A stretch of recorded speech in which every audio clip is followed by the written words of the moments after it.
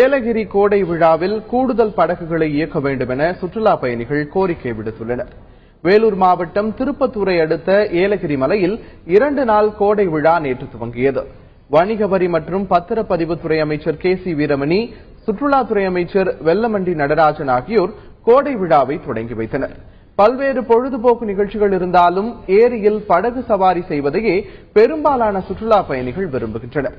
இங்கு குறைந்த எண்ணிக்கையிலேயே படகுகள் உள்ளதாக கூறும் சுற்றுலா பயணிகள் கூடுதல் படகுகளை இயக்க நடவடிக்கை எடுக்க வேண்டும் என்று கோரிக்கை விடுக்கின்றனர். இங்க போட்டிங் நின்னுட்டு இருக்கோம். பாத்தீங்கன்னா ஏலகிரி 1 hour கிட்ட நின்னுட்டு இருக்கோம். போட்டிங் பாத்தீங்கன்னா கம்மியா தான் இருக்குது.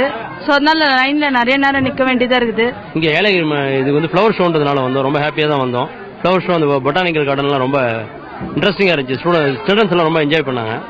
போட் ஹவுஸ் வரலாம் ரொம்ப ஹாப்பியா வரும்போது எங்களுக்கு ரொம்ப ஒரு மாதிரி மனசு ரொம்ப இதாயிடுச்சு. ஏன்னா ரொம்ப ஆரிய போட் இருக்குது, இவ்வளவு ரஷ் இருக்குது, அவ்வளவு குயிக்கா நம்ம போய் பார்த்துட்டு போக முடியுமா? குழந்தைங்களும் ரொம்ப டயர்ட் ஆயிட்டாங்க. அட்லீஸ்ட் மோர் தென் 1.5 hours நிக்கிறோம். அட்லீஸ்ட் நெக்ஸ்ட் ஃப்ளவர் ஷோவாவது இன்னும் கொஞ்சம் போட் கொஞ்சம் இன்க்ரீஸ் பண்ணி போட்டாங்கன்னா எல்லாம் ரொம்ப என்ஜாய் பண்ணி இது பண்ணுவாங்க அப்படின்னு சொல்லிட்டு எதிர்பார்க்குறேன்.